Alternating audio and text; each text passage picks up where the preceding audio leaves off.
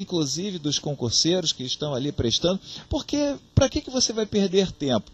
Entrar com um recurso, se a própria banca já te deu ali o caminho das pedras, na verdade, que você, de repente, está indo por um lado, mas não vislumbrou, não se deu conta que tinha um outro caminho que fundamentava aquela questão e aquela resposta que a banca deu. Você não acha que isso seria conveniente ser colocado nas questões de provas? Ou questões de concurso já aplica isso, ainda não aplica, quer aplicar?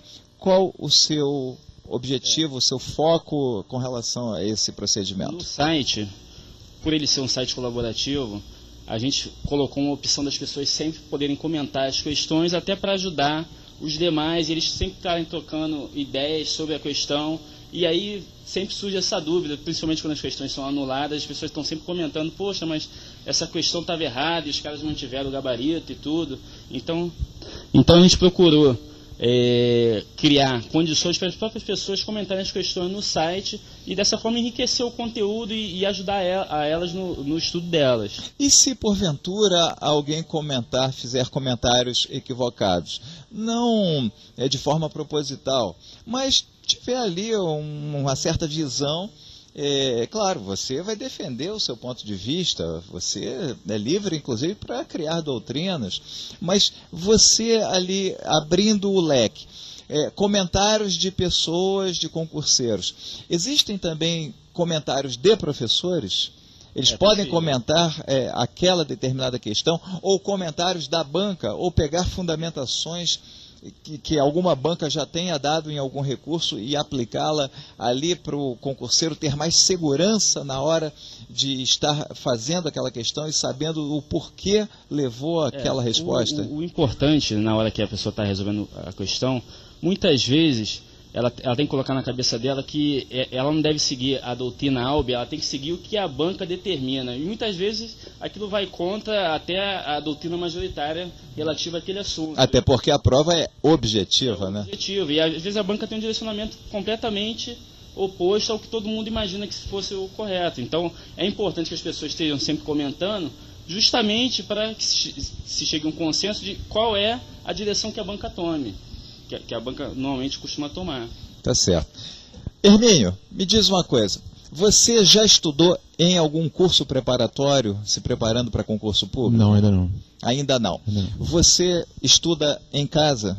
Quando você estuda? Você estuda só quando sai o edital? Você começa a estudar desde muito tempo? Qual é a tua metodologia? Eu já estudo para concurso desde 2005, né? Mas hoje em dia, normalmente mais próximo do edital que eu costumo começar a estudar. Agora, com a questão do site, já fica mais fácil.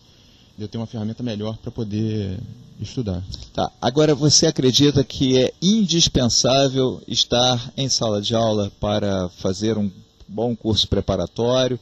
Ou você acha que desse teu formato, estudando ali, sozinho, resolvendo questões, é o suficiente? Não, acho que o curso preparatório é importante porque você tem que ter uma base teórica, como o Fernando tinha comentado antes.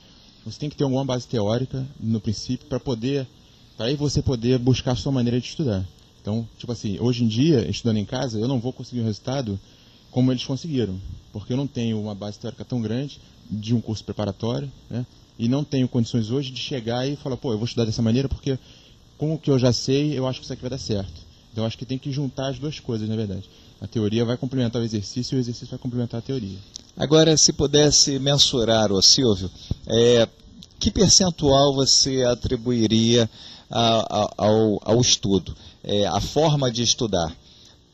50%, meio a meio teoria, meio a meio exercícios, 10%, 90%? No início, eu acredito que no início você tem que focar mais no conteúdo mesmo, principalmente para quem não é da área de direito. Você vê muita coisa nova e até para você começar a fazer exercício é difícil. Você tem que se ambientar, você tem que entender todo aquele linguajar que normalmente não é comum, né? Principalmente para quem não é da área. E aí depois que você já se sentir mais confortável com isso, aí sim você começa a fazer os exercícios e utilizando uma metodologia que para a gente deu certo, que faz o exercício e não conseguiu responder a questão, vai no conteúdo e estuda o suficiente para responder aquela questão. Mas, primeiramente, com certeza, você tem que dar uma maior ênfase ao conteúdo. Entendi. Fernando, me diz uma coisa, é preciso ser gênio para passar em primeiro lugar? Ou isso é besteira, qualquer pessoa tem condição de tirar em primeiro colocado no concurso público? Eu acredito que qualquer pessoa consegue, né, passar em primeiro lugar. Você é gênio? Não, não sou. Você já foi CDF? Você é CDF? Não. Na escola você tirava em primeiros lugares a principal nota, tirava 10 em tudo. Li uma reportagem sobre Albert Einstein e que as notas dele eram medíocres, né? E aí o cara, existem aquele tipo de pensamento, de raciocínio rápido, né? E aquele raciocínio lento, porém profundo. Esse era do Einstein, eu estava lendo outro dia sobre ele. E qual é o teu? Você é daquelas pessoas que tem boa memória, péssima memória, você assimila rápido, vem logo quando você chama, ou você precisa de mais tempo para aprofundar o raciocínio? Eu tenho a facilidade de aprender, né? Isso conta muito na hora de estudar. O que eu ouço aí das pessoas falando, é assim, sempre quando está falando assim de concurso, de estudar para concurso, elas reclamam do tempo. E assim, mais do que o tempo, a metodologia de estudo, entendeu? É muito mais importante que o tempo nessa hora. Quanto tempo por dia é necessário estudar para ser aprovado e classificado dentro do número de vagas? Eu acho que se você estudar de uma forma correta, assim, com disciplina, uma boa metodologia, você consegue, 3 horas é mais do que suficiente. Era isso que você estudava por dia? Exatamente. Durante quanto tempo? Fiquei estudando assim durante 1 mês e meio. 1 mês e meio, 4 horas por dia, exatamente. 3 horas por dia. Dessa forma. Dentro de casa? Dentro de casa. E, além disso, ainda estudava em algum curso preparatório? Não, para esse exclusivo de informática eu não cheguei a fazer o curso preparatório, não. Mas esse 1 mês e meio é ali focado, né? Exatamente. E antes disso você já tinha uma boa base, porque você estuda já há alguns anos. Exatamente. Então você já tinha... Né? É bom que seja dito, o professor Fábio Gonçalves sempre repete aqui, que existem aquelas 5 matérias básicas que caem em praticamente 99% dos concursos. Português, direito constitucional, direito administrativo, informática, né? Que bom para vocês, né? E se você vai fazer na esfera federal, a Lei 8.112, se vai fazer na esfera estadual, o Estatuto do Estado. Muito importante conhecer essas matérias.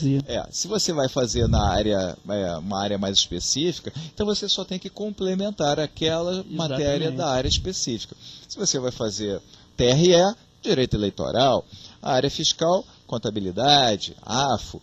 Se você vai fazer na área policial, direito penal, você vai fazer um tribunal, direito civil, e vai por aí afora. É claro que tem algumas outras que também podem ser cobradas, mas se você estudar basicamente essas 5 ou 6 matérias, ficar estudando direto, depois você pode se dar ao luxo, como se deu aqui o Fernando, e estudar apenas 1 mês e meio antes da prova. Exatamente, mas só a parte específica que eu só estudei. A parte direito constitucional, administrativo, foi da bagagem, quer dizer, de ter estudado antes, frequentado curso preparatório, ou seja... Perfeito. Vamos falar um pouquinho mais do site, então.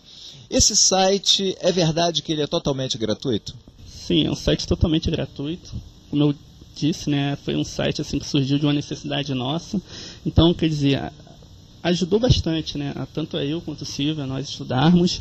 E daí surgiu a ideia, como eu falei, estudando para concurso, trocando meu resumo com o Silvio, ou seja, há uma colaboração aqui. Então eu falei, se as outras pessoas, entendeu? Pelo Brasil afora, puderem contribuir com um pouquinho do conhecimento que ela já tem, vai ajudar muitas outras pessoas no processo de aprendizagem, né? De estudo. Aí foi quando surgiu a ideia, o Hermínio também concurseiro, ambos trabalhamos na mesma área, resolvemos nos juntar e daí saiu o site aí, que é um site, na verdade, colaborativo.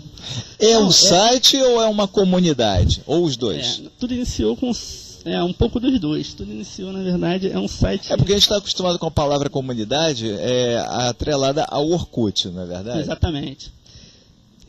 Ele não é do Orkut. Ele não é do Orkut. Mas a ideia é transformar numa comunidade de concurseiros mesmo, assim. Ter alguns recursos que o Orkut oferece, como rede social, de amigos, grupos de estudo, ou seja, aplicar tudo aquilo que você já tem hoje, mas voltado para a área de concursos. Além de questões de provas, que outras coisas você poderia encontrar nesse site?